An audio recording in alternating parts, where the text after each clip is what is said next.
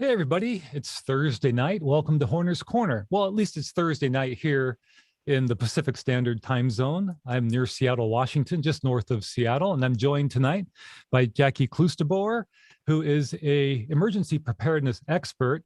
She was on the show a couple of weeks ago. We talked about wildfires and how to deal with a wildfire situation in terms of an evacuation plan.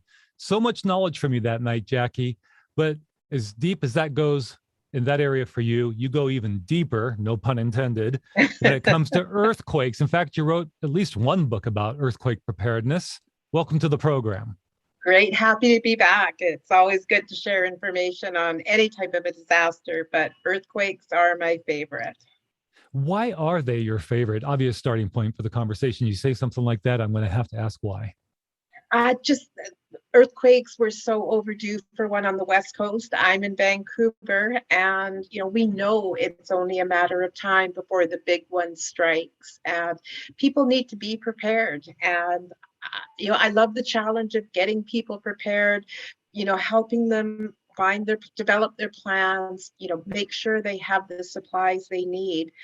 And it's been proven time and time again.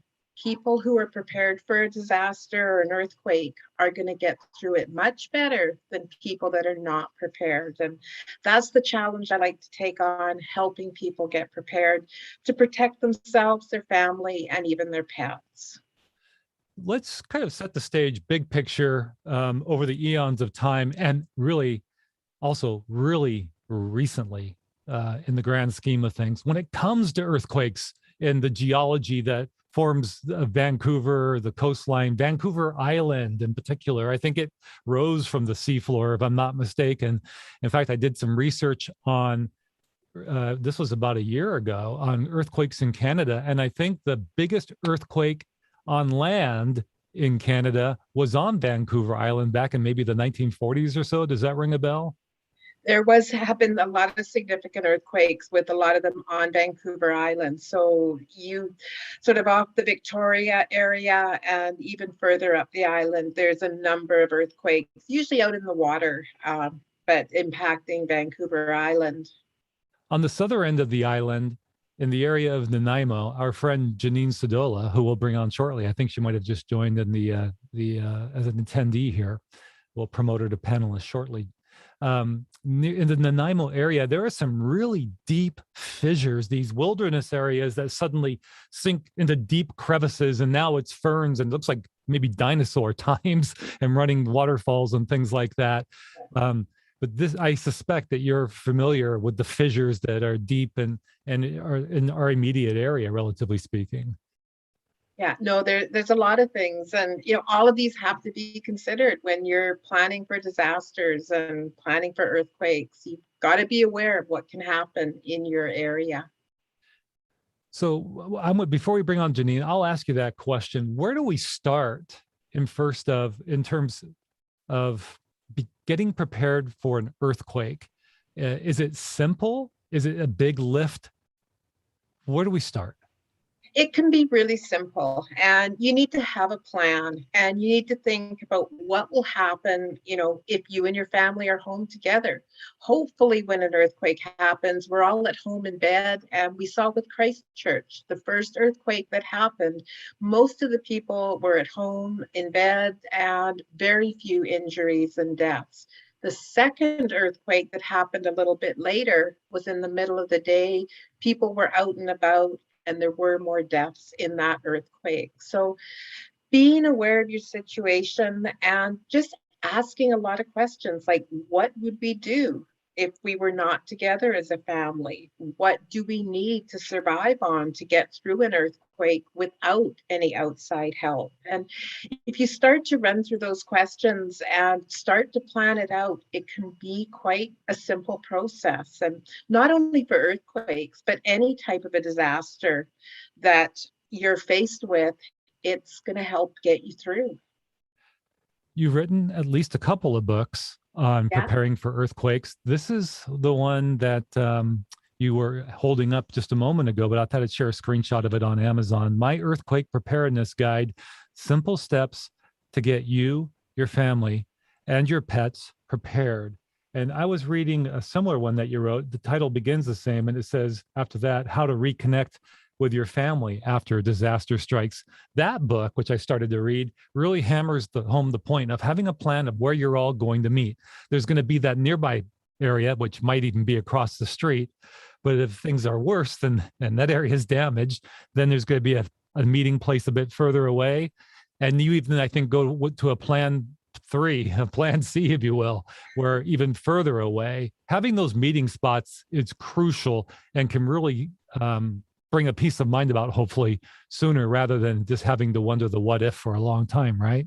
Yeah, your family is always going to be your number one concern. And where are they? How are they? Have they survived the earthquake? So you need to have a number of different ways to connect with your family. And having family meeting places established is essential. And you mentioned the one just outside your home. You know, if you have to evacuate your home, and with an earthquake, sometimes we see fires start, sometimes there's gas leaks. So if you have to leave your home immediately, having that location outside, you may all go out different doors, but where are you going to meet? So if with that location established, you're not going to be panicking looking for your family members. And then as you get further away from your home, you're having places. And one thing that most people, or not most people, but a lot of people don't think about is what if you're at work? And I'm in the Vancouver area, and we have a number of bridges for people to get, home. You may have to cross a bridge. After a significant earthquake, if that bridge has been damaged, you're not going to get home. What happens to your family then? What plans do you have for other ways to get home? And you need to start looking at what your options are with that. For You've got, people that have, I'm sorry, go sorry, ahead. Go ahead, I'm for sorry. people that have kids in daycares, kids in school, you work downtown and your husband works downtown, or your partner, how are you going to get home to your kids? How are you going to go and get your kids from the daycares? What plans do they have? So if you and your partner or family members work in the same area downtown, establish a meeting place near your work site so you can meet up and then determine what your next move is going to be. And simple things like this don't take a lot of planning. They're simple to do, yet many people just never do it. And once the earthquake happens, it's going to be too late. You're not going to have the opportunity to start planning at that point. You mentioned bridges. We certainly have that down here in the Seattle area as well. The very similar terrain and geology. But I know that what you have that we don't have, to my knowledge, down here in the Seattle area is you have a tunnel that goes under a river, correct? We So do, yeah. so I think about earthquakes in relationship to that and how people may not, you wouldn't have cell phone service perhaps after an earthquake, especially if you're in a tunnel under a river, Exactly. Yeah. And Yeah. that's the point. You don't know what you're going to have available until the earthquake happens. If it's a mild earthquake, you may have, what you need. But if it's a larger earthquake, you may lose all cell phone connections. How are you going to connect with your family then? Roads and bridges. If there's significant shaking, roads and bridges may be damaged or closed until bridges can be inspected. What does that mean to you and your family? And this is what you need to be thinking about. I want to bring Janine Sedola into our conversation. I know that you and Janine have worked professionally, I think, together, as well as becoming friends through that process. And Janine has been barking at me about earthquakes. That's a little harsh. You've been assisting me with wisdom. You've been showering me with wisdom over the years. Mark, do you have your water stored? That's the thing I probably hear most from you, Janine. Talk about why we should have water stored. You guys feel free to ping pong back and forth and talk about the importance of that. Yeah, well, there's one pipe that comes all the way from the water supply to my house, and that can break anywhere along the way. And I just have in my bathtub, I have a 5-gallon container, and I fill it up with water, and every once in a while I dump it out and refill it. So there was one instance when there was a forest fire and they were spraying our water system really close to our water system. They almost had to shut it down. So they came very close to having to shut off our water. So I was so glad that I had that. And in an earthquake, the same thing can happen and you will just be without water. Right, Jackie? Definitely. And, having the water stored, and there's a number of ways you can store water. The easiest way is to go to Costco or wherever you shop and buy the water that you need. And it's 4 liters for the Canadians or 1 gallon for the Americans of water per person per day. Or the alternative to purchasing it is just use, containers made for storing water and keep those, in your home and that. But remember, water has an expiry date, so you've got to check on that. You know how long water lasts? If you go to Costco and buy water today, how long does that water last? You want to take a guess? 3 months. 2 years generally. So 2 years. if the seal hasn't been broken, that water is, if you're buying it fresh from Costco that goes through a lot of supplies, it will be roughly about 2 years. You'll see the expiry date. If you store water yourself, and here on the West Coast, we've got great drinking water. If you store it yourself, how long do you think that water lasts for? 3 months. You're getting closer. 6. Double it, 6 months. So that's where every time the clocks change, update your supplies. And with your water, don't dump it out. Maybe you can water your plants or use it for something else, but you want to make sure you have water. And teaching earthquake preparedness sessions, people always say, well, how does water expire? And what happens over time is the containers, can break down if, depending on what you're storing it in, but also the taste goes and it starts to taste stale. And so changing it every 6 months or when it expires, if you purchase the water, is a really critical part of your emergency plan. But as Janine said, making sure you have that water, and not only for earthquakes, but we can lose our water supplies for different reasons. You may be needing to have that water supply, and you don't want to be trying to buy water when everybody else is. And I don't know, a few years ago, we had a boil water advisory in the city of Vancouver. You could still go to Burnaby and get water, but people were fighting in Costco over flats of water. What's going to happen in an earthquake when we don't have the trucks coming in? We don't have that. So get it now and get your supplies in place. When one gets water, you see, I'm like a lot of people. I'm probably a little reluctant, in terms of locking in and being proactive. But when I do, I become pretty proactive. So this would be me. I'm going to get water. Okay, but if I store it here in this closet at home, if the house comes down, I can't get to that water. So should I be thinking of storing somewhere other than my home, in my home, and maybe an additional location? Or am I overthinking it? Personally, I think you're overthinking it. And we get that question a lot with all of our, where do I keep my earthquake supplies? And I'm going to be releasing a blog post in the next coming weeks exactly on that topic. So I'll send you a link to it. But it's really about having access to it. And, the better question is like when you say, well, what if I can't get access to my house? A better question is, what if you did have access, but you didn't bother to store it? And to approach it that way, we don't know how we're going to be impacted until the earthquake happens. We see a lot of times, houses, they may shake, we may have damage inside if we haven't taken the time to prepare. But, often we can access our houses and stay in our houses if it's safe to do so. So some people do keep it outside, some people keep it inside. Everybody has their own theory, but I think what it really boils down to is having that supply. And, if you couldn't access it, well, you'll have to sort of come up with something else, but it would be worse if you just never bothered. and then you could have accessed it. That would be a much worse situation to be in. In addition to water, what are some of the key supplies that would be good to stock up on in case an earthquake happens? Medications is a critical one, and I'm a diabetic. If I don't get my insulin, I'm not going to survive.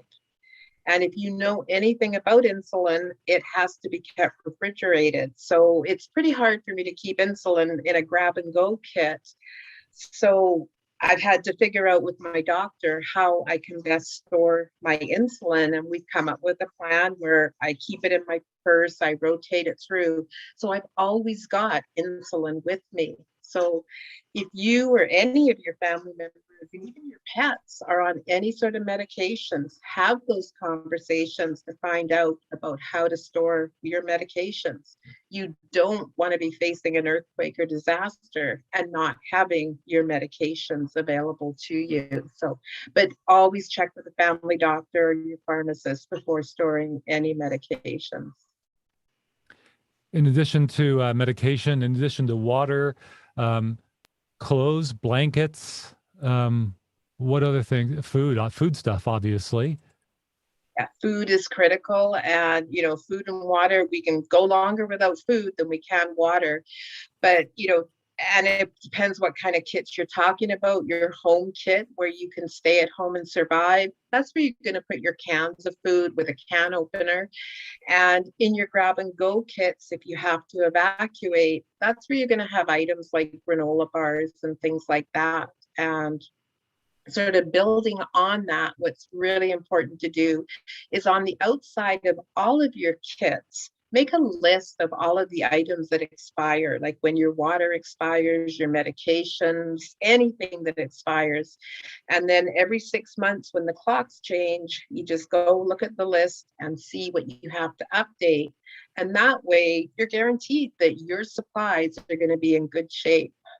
I liked it when you said that, you made a reference to that quickly earlier, because my first thought is I've always heard that clock change helpful tip related to changing the batteries in our smoke detectors. So why not have a little longer list that addresses these things for emergency preparedness to include earthquakes? It's a great idea.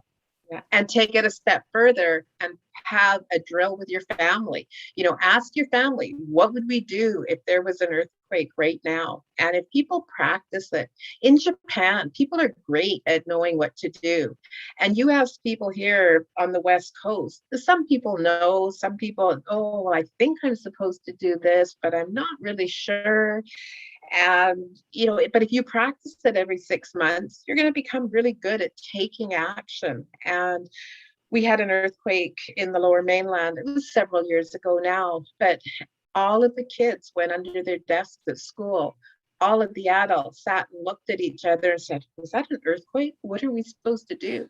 Had it been significant, that's when you've got everything coming crashing down. That's when you're going to be injured. So we need to drop cover and hold on as soon as we feel the ground start to shake. And, that can save your life. And people just don't think about, practicing that. So. I work in state government, and prior to the pandemic, I usually worked down in Olympia in our state capital. And we did do regular drills to include earthquake drills. So that was pretty cool. And memories of earthquakes weren't in the distant past for state employees, people who live in that area. I'll just share a screen here. I'm going to jump on our friend Wikipedia. So in the Olympia area, the 2001 Nasqualli earthquake lasted nearly a minute and was a 6.8 maximum. And people in Olympia, people I work with who were there at the time, still talk about it, how buildings were impacted, some state government buildings, roads, and so forth. So this is the type of stuff that's still very much fresh in the minds of, even though it's been 20 years now, 20 years. But when you've been through something like that, I think it stays with you. So it does, yeah. Have either of you been through an earthquake? I've been through minor ones. I have not been through a significant one. So, and I did drop cover and hold on. When you talk to people, I'm sure you have, because you've written a couple of books at least. And I imagine that you talk to other people who are in your line of work and regarding emergency preparedness. Surely you've read accounts or even heard directly from people who've survived earthquakes. True? Yeah. What do they tend to always say about the experience? What do you commonly hear from survivors? What people say is it's human nature to want to flee to safety. So in some parts of the world, getting outside is critical. And right now I'm talking about Canada and the States. We have building codes in place that are going to prevent our buildings from pancaking down. Now, if the earthquake is right underneath your building, you're going to have more damage. But generally speaking, in Canada and in the States, when an earthquake happens, we are supposed to drop cover and hold on, get underneath a heavy table, go against an interior wall, and always protect your head. But it is human nature to want to flee to safety. And as soon as you feel that building shake, that's what people want to do. And I've interviewed a lot of people over the years with earthquakes and that comes up quite frequently, is the urge to flee the building. If you're a parent, your number one concern is going to be your kids. And if you've got small kids in your house and all of a sudden the ground starts to shake and you're running down the hallway and something falls off the wall or topples over, you're putting yourself in greater danger. So having a prepared house, you're not going to have things that are falling down and going to be injuring your kids. And at an age appropriate level, teach your kids what to do when an earthquake happens. And a lot of people will have an earthquake song. So, if mom's in the kitchen and the kids are in another room, everybody gets under the table. And if mom can hear them singing and they can hear mom singing, they're okay. And I know it's much easier said than done. I couldn't imagine when my kids were little, that would have been my first urge, just to run and make sure they were safe. But that's when you're putting yourself in greater danger. So practicing that with your kids, so your kids know what to do, you know what to do. But to fight the urge to run down the hall or flee to safety, drop cover and hold on is what's going to better protect you. Great advice. Thank you. I think you're making your effort. You are obviously in the business of trying to really impress the importance on people. And I think you're getting that point across really well here, because people, they tend to be lethargic, don't we? When it comes to this is a have to do thing. And so many of us think it's not going to happen to us. That's Exactly. That's, for example, always in the news. Yeah. And there are a lot of things that are in the news that we used to think happened elsewhere.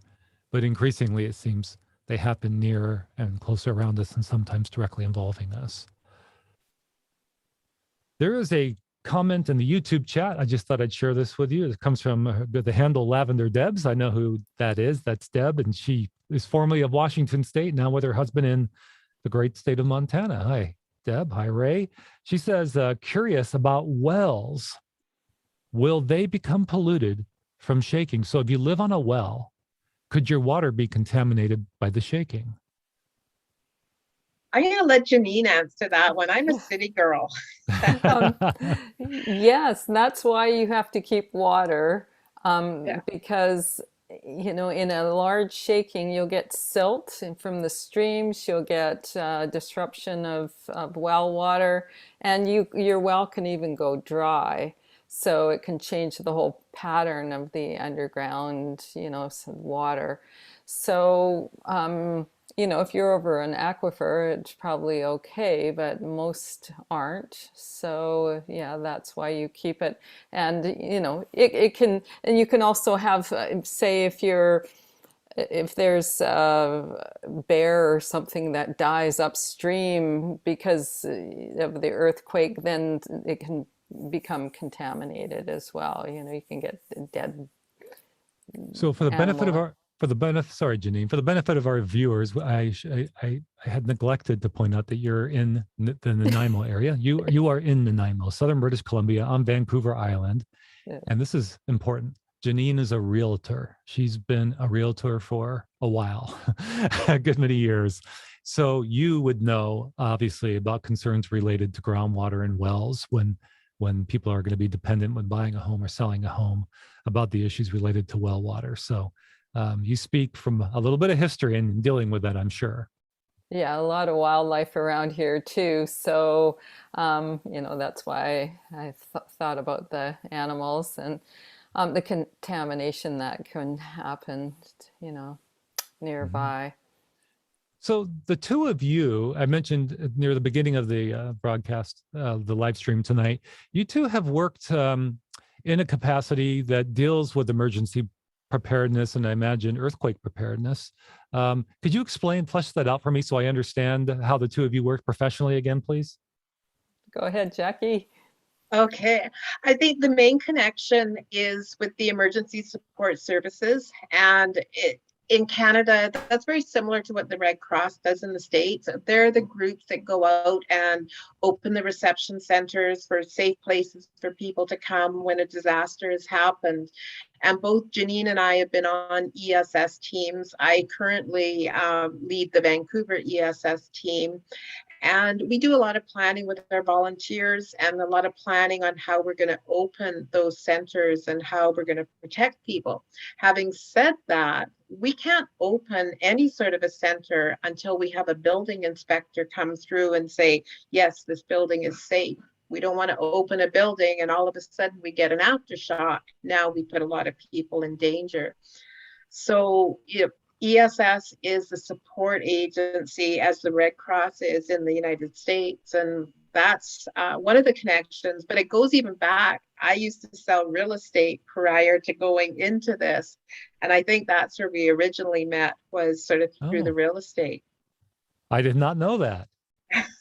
Now I know. That was a long time ago. So I've got that insight. Plus, we got the scoop of your upcoming blog post. So people heard about that first in terms of the whole, well, do I need to double store in double locations? Yeah. So you mentioned your blog post. Where do people go to read your blog? They can go to my website at www.survive-it.ca. And they're all up there. And then I try to get them out monthly. And some months I do better than others. The last few months has been really busy with the forest fires, but they're generally about basic preparedness, things that people can do, some of the challenges that people may face as they get prepared. So the focus is preparedness. Earthquakes are so common around the world daily. Many people may not realize that. And there are some really big ones out, quote unquote, in the middle of nowhere, as well as near land populations. And everybody's always concerned about a possible tsunami. But my earthquake app goes off pretty regularly. And I oftentimes retweet that or tweet that information. And we know, for example, Haiti is an area around the globe that gets a lot of, we know about that because of the population area. So it's always a big concern when it happens in a populated area. For me, too, that are a bit more in the distant path that resonate with me, here in America, a lot of people will remember, I believe it was 1989 during, was it the World Series, baseball playoffs, while the game was on television in San Francisco. They felt that earthquake, and that was a sizable earthquake. For me, though, my most direct involvement would have been, I believe it was 1994. I was working for a TV station in Arizona when Northridge happened in Southern California. And I hightailed it to Southern California to cover the story as a reporter. And we flew in to Los Angeles, and I needed to get to an area north of LA. I think it was Ventura. Anyway, the Santa Monica freeway was collapsed, the upper level on top of the lower level like a pancake. There was a major road called, I'm not very familiar with all the streets, but I think it was Sepulveda. This is going back a lot of years now, almost 30 years. But I remember the challenge for my photographer and I to get that rental car from Los Angeles into this community to the north.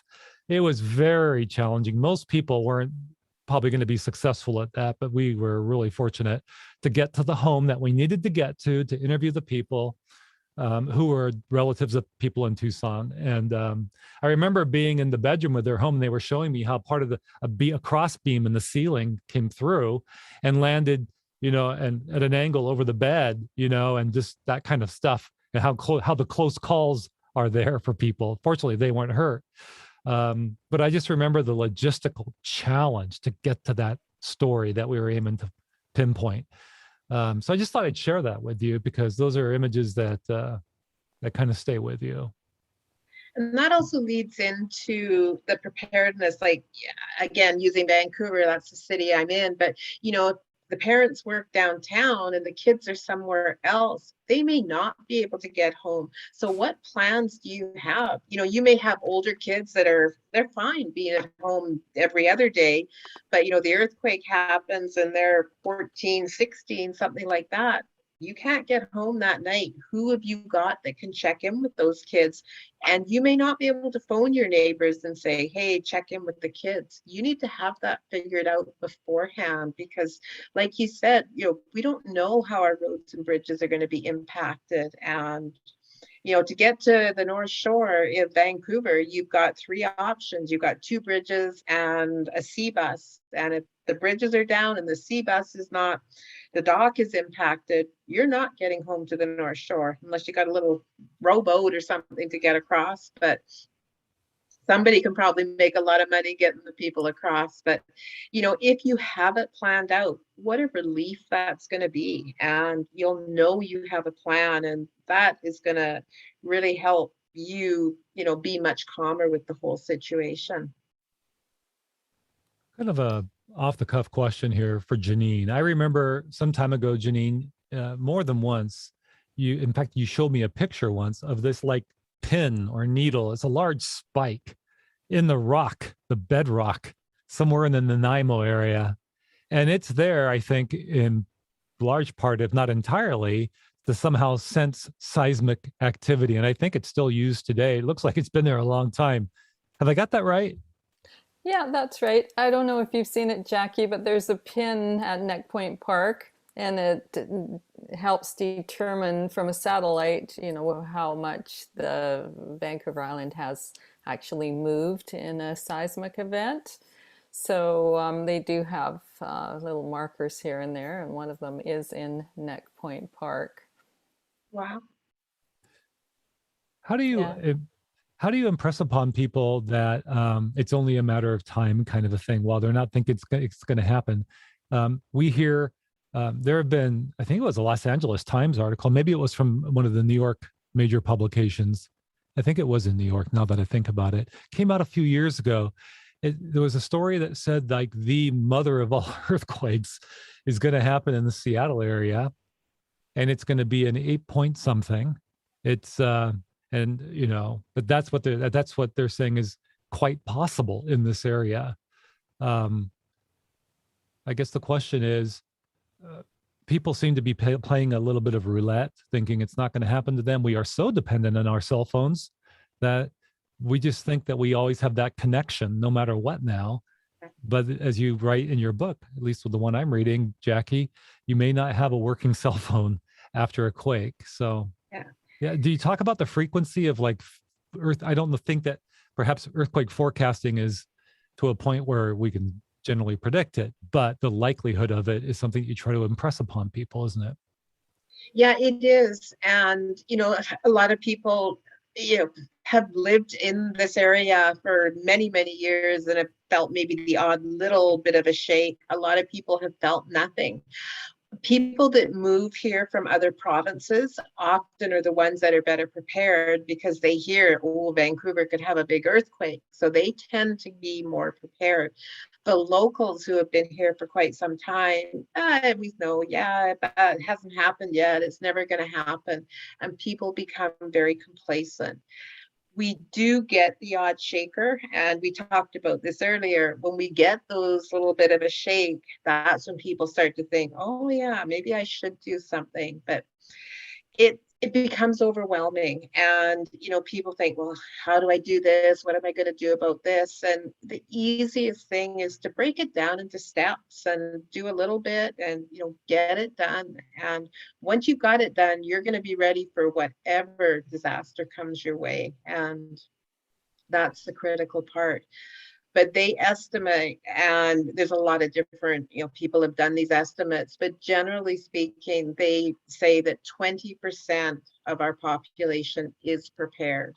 And You know, that's a lot of people that are going to be, you know, fighting over what supplies they can get.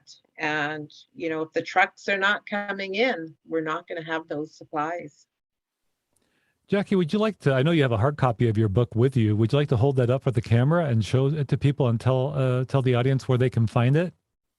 It's available on Amazon, and it's a simple format. You just work through the book. You gives you things to think about, how you're going to connect with your family. If there's no communications available, different things that you can do, and some challenges. And even that has a few exercises that you can do with your family to ensure that you are prepared for an earthquake or whatever disaster comes your way. Fantastic. And I'll put a link following this live stream. We'll get a link in the description beneath the video so people can find it on Amazon. And for those of you taking notes and hunting for that book right now during the live stream, I'll go ahead and let you know Jackie's last name is Kloosterboer, Kloosterboer, Kloosterboer. Well, Jackie, Janine, it's been a great conversation. I just wanted to ask you as we wrap up here, is there anything we haven't covered that either of you would like to add? Well, you have to remember that the government won't look after you because they won't be able to. A lot of people think, well, if there's an earthquake, then the government will get us water, they'll get us food. But even the setup of evacuation centers takes a long time. We can't even let people into those centers until they're all set up properly. If there's a wild storm or if there's an earthquake and your cell phones are down, you have to remember that our telephone, like TELUS, the services, if there's a bad storm, you can't even get up to the towers in a Jeep if there's a lot of snow, and those batteries will only last for 48, 72 hours until they get refreshed when there's no power. There's all sorts of reasons why you may not be able to communicate, and in your car you should be able to have all the things that you need. If you're driving down the road, there's an earthquake and hydro pole falls down in front of you, you can't go anywhere. You can't, I mean, you could be electrocuted. If you get out of your car, you're stuck in your car. What do you need? You need a blanket, you need a pillow, you need some food, and you need water, and you need to keep your gas in your car as filled as much as possible. You also need money, and you need a copy of your insurance papers in your car. And just recently I don't know if you know about this, Jackie, but you can now buy another policy on your deductible on your house. So whatever your deductible is, you can actually insure that. So now I've got that insurance on my house. So I only have to pay the first $2,500 if there's an earthquake. And most likely your building will still be standing, but your gyprock will be cracked and you'll have all sorts of damage. And that would be financially devastating for the average person. A lot Just of to good information add, there. yeah, excellent information. And just to add a little bit extra, you'd mentioned cash, Janine, and that's something people don't think about. And, you know, having cash stored in your grab and go kits and your home kits, if you have teenagers, don't tell them there's cash in there. I've done that and you find it's gone. But keep some cash stored away and keep it in smaller bills, because if, you know, things happen and our bank machines aren't working, or you have to buy things and they don't have Interact working, at least you got some cash. And people always say, well, how much cash do I keep? And you've got to figure that out. You know, what would you and your family need? A single person is not going to need as much as a family, but having cash stored away is a really important part of your plan. Yeah, cash in your car, because if you're stuck in your car and you can go into a store, you can only use cash because their debit machines will be out of order. So you can't go in with your plastic and buy a bottle of water. You have to find a cash or coins in your car to be able to buy that water. And yeah, I mean, you could be very, very stuck, and then people start to panic, and it becomes, you know, a horrible situation. So if you're prepared, then you can get your drink and you can sit there and you can stay in your car for a long time if you've got a week's worth of food. And a week's worth of food is just, I mean, I've got a little jar of peanut butter, I've got some crackers, I've got some juice and some granola bars and water. And, you know, you just need not a lot of cash, but a few coins and a blanket and a pillow and a charger for your phone. You have to remember that too, because you can't even phone anybody if your phone is dead, because you won't remember their phone numbers anymore. We're so used to this automatic, you know, if I tried to phone Jackie, I would never remember her phone number. So it's good to be prepared. Write down the phone numbers of your family. Yeah, I struggle to recall the numbers of some of my family members. It's just Yeah, always most people yeah. don't know. Teaching earthquake preparedness sessions, that's one of the questions I'll ask people, like, what is your husband, wife's, kid's cell phone number? And most people don't have a clue. People remember the phone number of their phone they had in their house when they were growing up. Everybody remembers that number, but nobody remembers their partner or their kid's cell phone numbers. So yeah, as Janine said, write them down and have them in your emergency kits as a backup. Perfect. Well, Jackie, Janine, thank you both very much. Really appreciate this. Great information. I hope it lands on some open ears where people will consider this and take action. It's only a matter of time, as they say, as you guys well know. So thank you both. This is twice now inside of 3 weeks. The three of us have had an opportunity to talk about emergency preparedness, and I've really enjoyed it. I want you to know I really appreciate your time. Okay, great to be here and really enjoyed being here and being able to share information with everybody.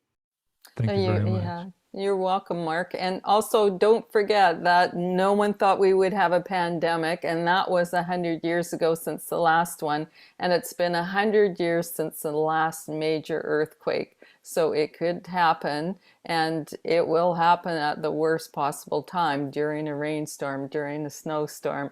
Make sure you're prepared. Get your water, especially your water. That's the most important thing. I've heard We have a rainstorm coming tomorrow, Janine. Be careful. Yeah. All right. So I want to wrap up the YouTube live stream. Please, if you don't mind, the two of you just hold on for just a few more minutes for the post show. And yeah, I want to thank the people on YouTube for watching this live stream. If you're catching the replay, thank you very much for making it to the end. Really do appreciate it. If you like this type of video, please go ahead and click that like button. It really helps out in terms of the YouTube algorithm. It suggests this content when people like it, so more people can find it. Until next time.